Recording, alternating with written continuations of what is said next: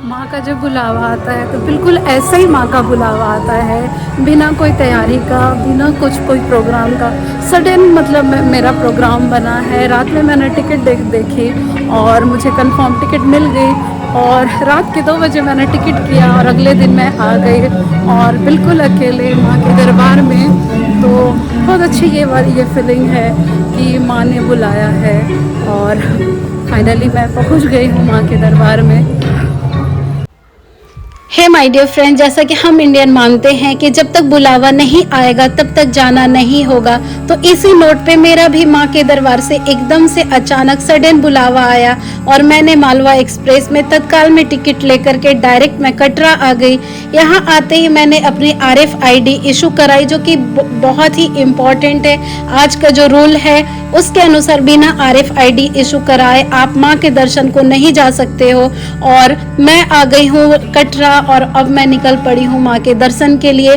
तो चलो मैं आपको भी अपने साथ लेके चलती हूँ और वर्चुअली माँ के दरबार का दर्शन कराती हूँ। तो सब मेरे साथ बोलो जयकारा शेरा वाली दा, बोलो साचे दरबार की जय। फ्रेंड्स, मेरे होटल के जस्ट ही बगल में आर्यन ढाबा एक प्योर वेज रेस्टोरेंट है, वहीं पे मैं आ गई हूँ। और आप सबको पता है कि वैष्णो देवी के छोले कुलचे और छोले राइस और राजमा राइस जो होते हैं वो कितने फेमस है। बिना लहसुन प्याज का यहाँ पे खाना मिलता है। तो मैं आ गई हूँ एक्सप्लोर करने के लिए और यहाँ का जो ऑथेंटिक टेस्ट होता है उसको एक्सप्लोर करने के लिए। और अभी यहाँ पे मैंने ऑर्डर किया है राजमा एंड राइस और मैं आप लोगों को टेस्ट करके बताती हूँ कि इसका टेस्ट कैसा है और आप लोग इसको भी ट्राई कर सकते हो। बहुत सारा इन्होंने राजमा और राइस दिया है। आधा तो मैंने निकाल दिया क्योंकि मेरे बस की बात नहीं है इतना खाना, लेकिन जो इसका प्रेजेंटेशन है वो बहुत अच्छा है। तो चलो मैं इसे टेस्ट करती हूँ और बताती हूँ कि कैसा है।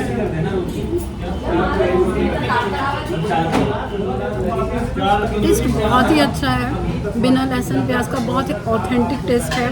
और बिल्कुल आप राजमा और राइस सिर्फ 90 रुपीज़ में ट्राई कर सकते हो यहाँ पे। तो टेस्ट जो है बहुत ही शानदार है। तो डेफिनेटली आप यहाँ आओगे तो राजमा राइस आप खा सकते हो।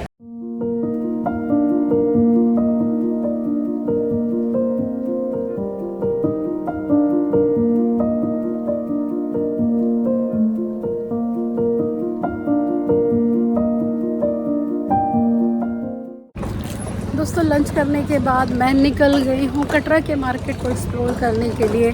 और ये जो है कटरा का मेन मार्केट है और मेरे होटल से जो निहारिका कॉम्प्लेक्स है मात्र आधे किलोमीटर की दूरी पे है। तो बस मैं अब निकली हुई हूँ लंच करके। और राजमा चावल का जो टेस्ट था वो बहुत अच्छा था। और आप देख रहे हो चारों तरफ जो हैं बहुत अच्छे अच्छे शॉप हैं, वुलन के शॉप है, सोवेनियर्स के शॉप है, प्रसाद का भी दुकान है और बहुत अच्छे अच्छे रेस्टोरेंट हैं। बजट वाले भी हैं, लग्जरी भी हैं।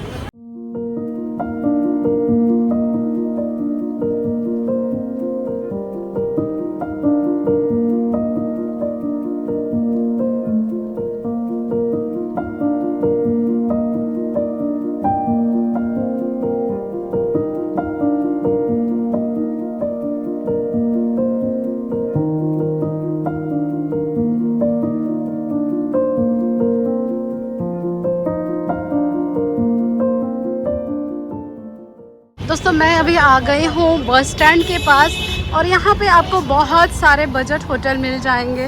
और मैं अभी जा रही हूँ निहारिका भवन और वहाँ से मुझे कुछ जानकारी लेनी है। दोस्तों, ये है टूरिस्ट रिसेप्शन सेंटर। आपको कोई भी कंफ्यूजन हो तो आप यहाँ आकर के जम्मू कश्मीर टूरिज्म का ये काउंटर है, यहाँ से आप आकर के पूरी जानकारी ले सकते हो। दोस्तों, ये है कटरा का यात्रा रजिस्ट्रेशन RFID कार्ड रजिस्ट्रेशन का काउंटर। ये बस स्टैंड के पास है। यहाँ पे आपको एक लंबी लाइन लगनी पड़ेगी और लाइन लग करके आपको यहाँ से अपनी RFID कार्ड जो है वो इशू करानी पड़ेगी। आप ऑनलाइन भी बुक कर सकते हो और यहाँ से आकर के अपनी तुरंत RFID कार्ड को इशू करा सकते हो। और RFID इशू कराने के बाद विदिन 6 आवर आपको अपना जर्नी स्टार्ट करना पड़ेगा।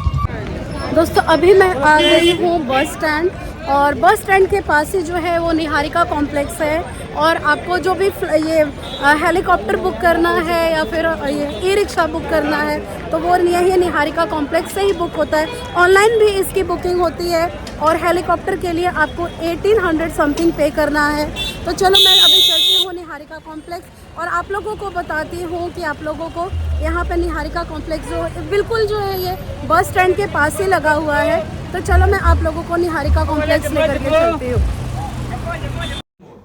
दोस्तों अभी मैं आ गई हूँ कटरा बस स्टैंड पे और यहाँ से हर 10 मिनट से आपको जम्मू के लिए बस जाती है। और अगर आपकी जो ट्रेन है वो जम्मू से है तो आप यहाँ से बस लेकर के जम्मू जा सकते हैं। कटरा से जम्मू की जो डिस्टेंस है वो 2.5 घंटे की है। और अभी मैं आ गई हूँ निहारिका कॉम्प्लेक्स और निहारिका कॉम्प्लेक्स जो है जय माता वैष्णो देवी श्राइन बोर्ड की तरफ से है। और यहाँ से आपको यात्रा से रिलेटेड सारी जानकारी मिल जाती है। आप यहाँ से ऑफलाइन डॉर्मेट्री बुक कर सकते हो, हेलीकॉप्टर राइड की बुकिंग कर सकते हो। हेलीकॉप्टर राइड की जो बुकिंग है वो 1800 समथिंग की है। और यहीं से आप ई रिक्शा के बारे में भी पता कर सकते हो और उसकी बुकिंग के बारे में भी जानकारी ले सकते हो। तो आपको यात्रा से रिलेटेड जो भी जानकारी है यहाँ से 24 आवर आपको वो सेवा मिल जाती है।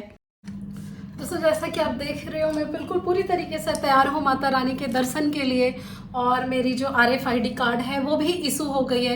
तो चलो मैं निकलती हूँ माँ के दर्शन के लिए। माँ का बुलावा आया है और मैं रास्ते में आपको बताती भी हूँ कि माँ के दर्शन के लिए आपको क्या क्या प्रो एंड कॉन्स है, क्या क्या आपको डू एंड डोंट्स करना है। तो चलो हम निकलते हैं। दोस्तों मेरे होटल के बाहर ही मैंने ये ऑटो ले लिया है और इस ऑटो से मैं जा रही हूँ बाणगंगा। और माता वैष्णो देवी की जो जर्नी है, मेन जर्नी जो है वहीं से स्टार्ट होती है। क्योंकि मैं अकेले जर्नी कर रही हूँ तो मैं ऑटो कर ली हूँ और इस ऑटो के लिए मैं 160 रुपीज़ पे कर रही हूँ। और यहाँ पे जो भी चार्जेस हैं वो गवर्नमेंट की तरफ से पहले से फिक्स हैं। तो अभी मैं निकल गई हूँ बाणगंगा के लिए और इस ऑटो से मैं फिर बाणगंगा से मेरी जो जर्नी है वो स्टार्ट होगी।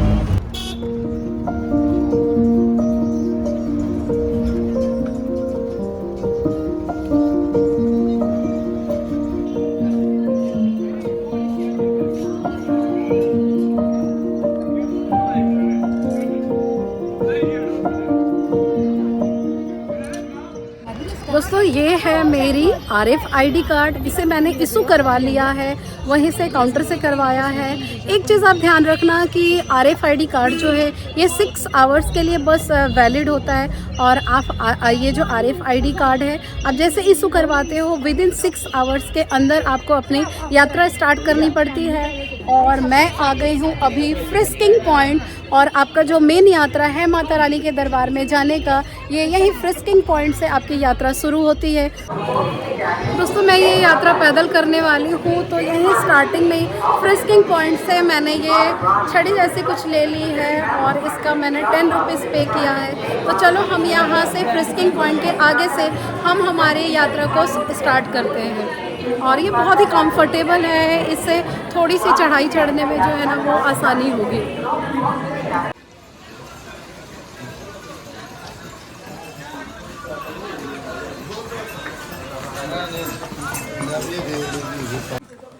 दोस्तों यात्रा मैंने स्टार्ट कर दिया था और बाणगंगा से मैं पैदल ही चल रही थी, लेकिन मुझे थकान हो रही थी और चूंकि मैं ये ट्रैवल अकेले कर रही हूँ तो मैंने रिस्क लेना सही नहीं समझा। तो मैंने यहाँ से एक घोड़ा कर लिया है। बाणगंगा से 3 किलोमीटर मैं पैदल चली, लेकिन आगे जाने में मुझे ऐसा लग रहा था कि मेरी सांस फूल रही है और मुझे थकान हो रही थी। तो मैंने ये घोड़ा कर लिया है, भवन तक का मैंने ये घोड़ा किया है और इसके लिए मैं 1200 रुपये पे कर रही हूँ। और रेट जो है गवर्नमेंट की तरफ से फ़िक्स है। और अगर आप यहाँ आ रहे हो माता रानी के दरबार में आ रहे हो और अगर आपको ऐसा लग रहा है कि आप नहीं चल पा रहे हो तो डेफ़िनेटली आप ये घोड़ा कर सकते हो। और हेलीकॉप्टर का जो रेट है वो 1800 रेट है और बैटरी जो रिक्शा है वो भी चलती है। आगे चल करके मैं आपको और भी जानकारी देती हूँ।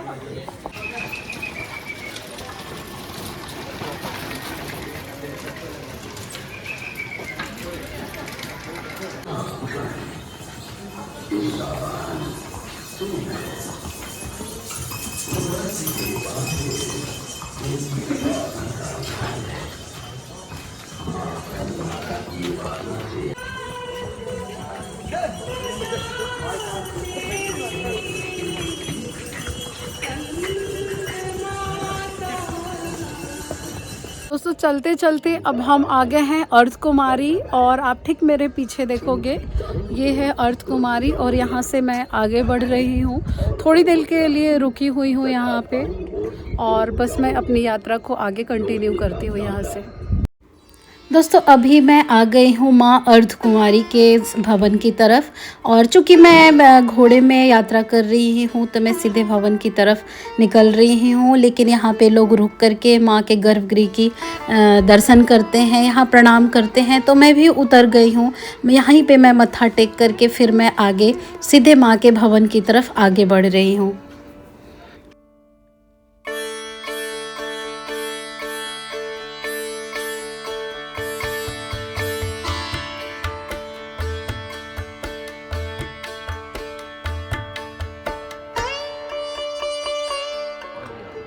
दोस्तों यहाँ से ये माँ के दरबार की एक झलक मिल गई है, और बहुत खुशी हो रही है कि माँ के दरबार के करीब आ गए हैं। ये देखो मैं जूम करके दिखा रही हूँ। अभी 2 किलोमीटर बचा हुआ है और ये माँ के दरबार की झलक यहाँ से दिख रही है। जयकारा शेरा वाली दा, बोलो साचे दरबार की जय।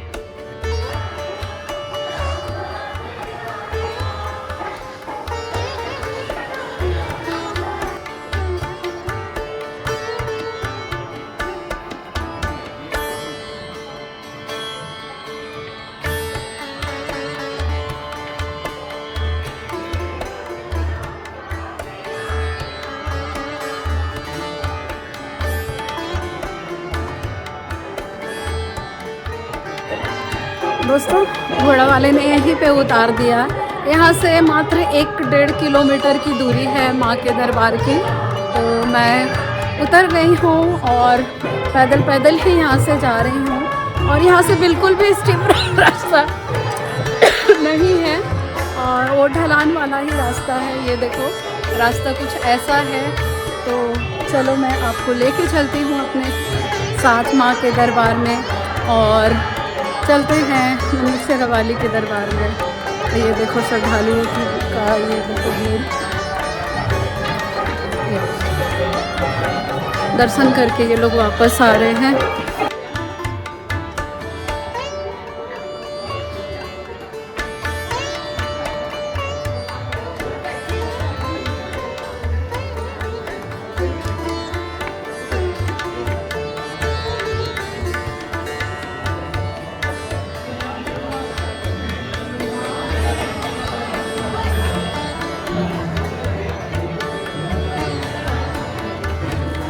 माँ का जब बुलावा आता है तो बिल्कुल ऐसे ही माँ का बुलावा आता है, बिना कोई तैयारी का, बिना कोई प्रोग्राम का।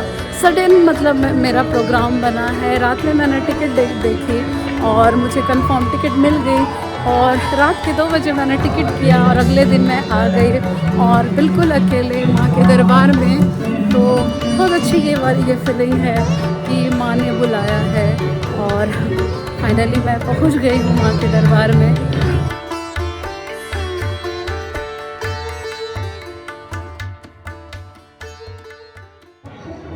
दोस्तों फाइनली वो खुशी वाला मोमेंट आ ही गया मेरी लाइफ में। ये देखो मैं आ गई हूँ माँ के दरबार में। ठीक मेरे पीछे आप देख रहे हो मैं पहुँच गई हूँ माँ के दरबार में, और जा रही हूँ लाइन में लगने के लिए और माँ के दर्शन करने के लिए।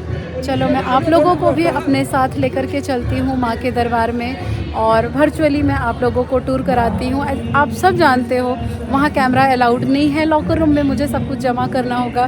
तो यहाँ से आप सब लोग माँ का दर्शन कर लो। जयकारा शेरा वाली दा, बोलो साचे दरबार की जय।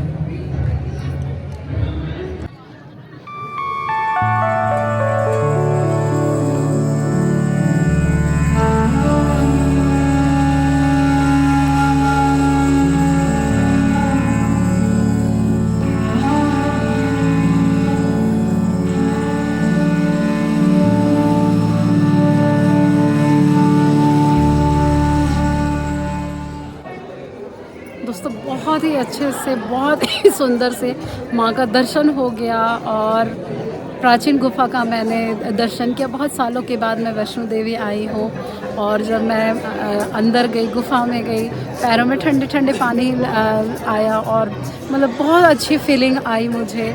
और गुफ़ा में एकदम नीचे बैठ करके जा करके मैंने माँ का दर्शन किया और धन्य हो गई मैं माँ का दर्शन करके। और ये देखो, ये मेरे पीछे अभी भी मतलब 24 घंटे माँ का जो दरबार है वो खुला रहता है।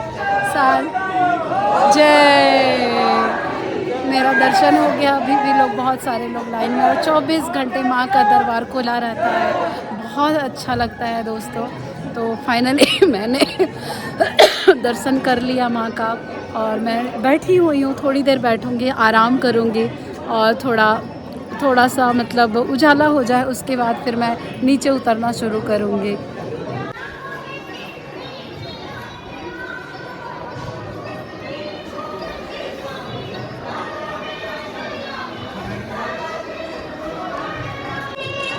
तो ठंड यहाँ बहुत ज़्यादा है। नीचे कटरा में उतनी ठंड नहीं है, लेकिन यहाँ माँ के दरबार में ठंड है। तो आप आओगे तो याद से गर्म कपड़े रखना, कैप रखना मैं भूल गई थी, लेकिन ठंड बहुत ज़्यादा है तो याद से गर्म कपड़े रखना।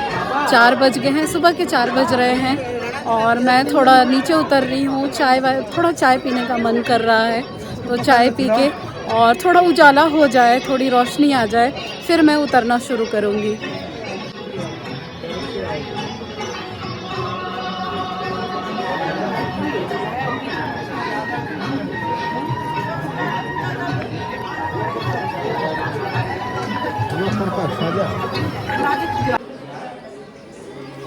दोस्तों, दर्शन करने के बाद मैं यहीं रुक गई हूँ। एक रेस्टोरेंट में, शक्ति भोजनालय करके जगह है, यही माँ के दरबार में ही है, यहीं पे। और मैं यहाँ चाय पीने के लिए रुक गई हूँ।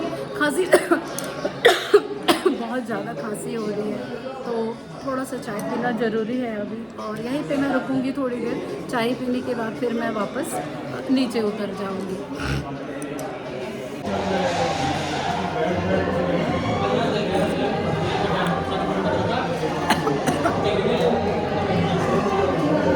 चाय अच्छी है।